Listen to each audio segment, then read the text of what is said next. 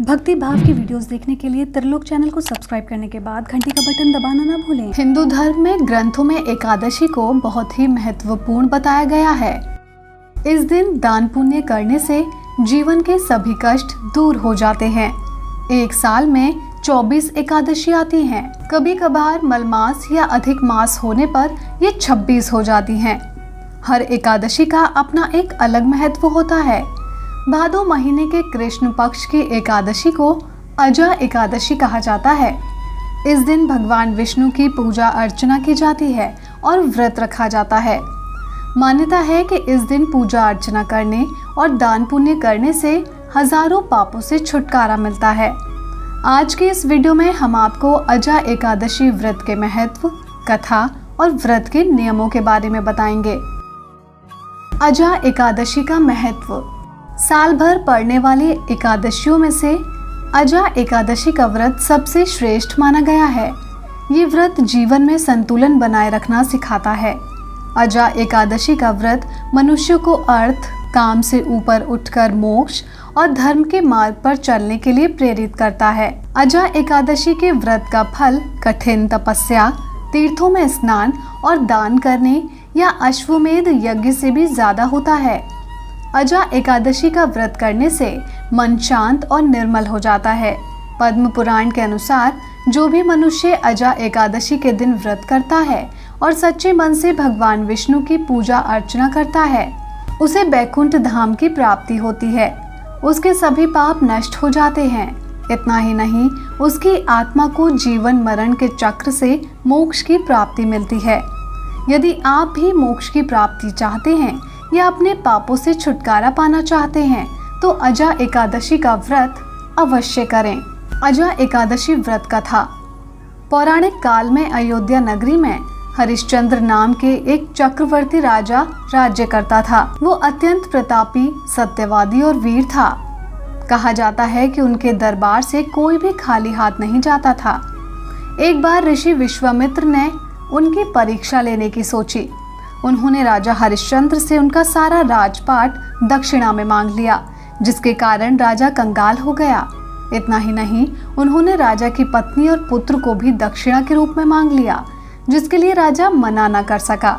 ऋषि विश्वामित्र के कहने पर राजा हरिश्चंद्र राजपाट त्याग कर एक चंडाल का दास बन गया और कफन बेचने का काम शुरू कर दिया। लेकिन हरिश्चंद्र ने कभी भी सत्य का मार्ग नहीं छोड़ा। इस तरह करते हुए 3 साल बीत गए। इन 3 सालों में हरिश्चंद्र ने अपने इस नीच कर्म पर अपने आप को बहुत कोसा और उससे मुक्ति पाने के लिए उपाय खोजने लगा। वो हमेशा सोचता रहता कि आखिर वो ऐसा क्या करे जिससे इस नीच कर्म से वो मुक्ति पा सके। एक दिन गौतम ऋषि ने हरिश्चंद्र को चिंता में बैठे पाया। जब वो हरिश्चंद्र के पास पहुंचे तो हरिश्चंद्र उन्हें प्रणाम करने लगे और अपनी दुख भरी गाथा सुनाई। महर्षि गौतम उनकी ये दुख भरी गाथा सुनकर अत्यंत दुखी हुए और उन्होंने कहा, हे राजन, भादो के कृष्ण पक्ष की अजा एकादशी का व्रत करो, विष्णु जी की पूजा अर्चना करो। ऐसा करने से जल्द ही तुम्हारे सभी पाप और कष्ट दूर हो जाएंगे और तुम्हें स्वर्ग की प्राप्ति होगी।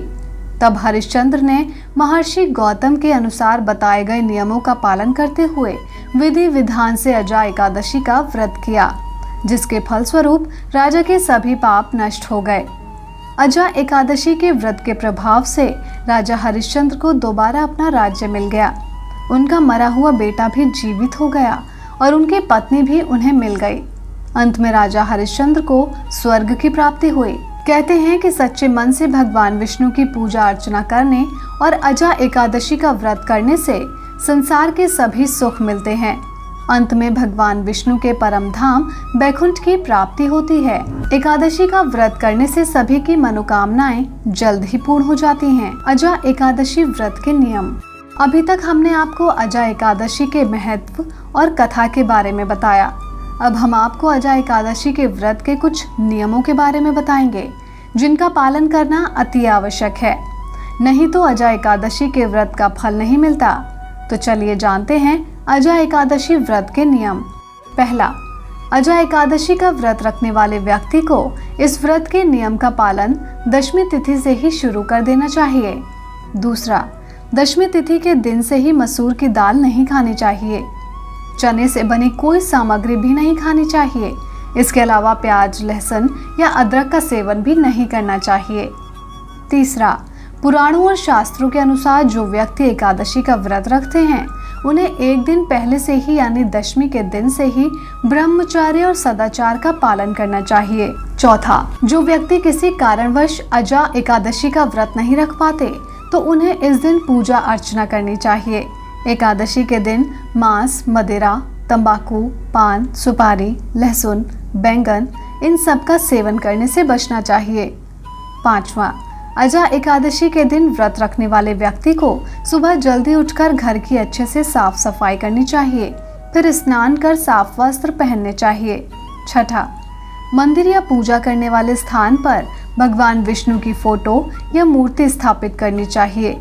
उस पर गंगा जल का छिड़काव कर उसे स्वच्छ करना चाहिए। सातवां, फिर भगवान विष्णु की उस फोटो या प्रतिमा को तिलक लगाकर पुष्प अर्पित करने चाहिए। धूप और दिया जलाकर उनकी आरती उतारनी चाहिए। आठवां, शास्त्रों के अनुसार भगवान श्री हरि विष्णु को तुलसी अत्यंत प्रिय है, इसलिए उन्हें तुलसी दल भी अर्पित करने चाहिए और उनके भोग में भी तुलसी का उपयोग करना चाहिए। नौवां, अजा एकादशी के दिन विष्णु सहस्त्र नाम का पाठ करना चाहिए। इसके साथ ही अगर हो सके तो ओम नमो वासुदेवाय मंत्र का जाप करना चाहिए। 10वां, अजा एकादशी के दिन दान पुण्य करने का भी बहुत महत्व है, इसलिए अपनी श्रद्धा अनुसार किसी ब्राह्मण या निर्धन व्यक्ति को दक्षिणा देनी चाहिए या अन्न दान करना चाहिए। तो आपको आज का हमारा ये वीडियो कैसा लगा हमें कमेंट कर जरूर बताएं। साथ ही इस वीडियो को लाइक और शेयर करना ना भूलें।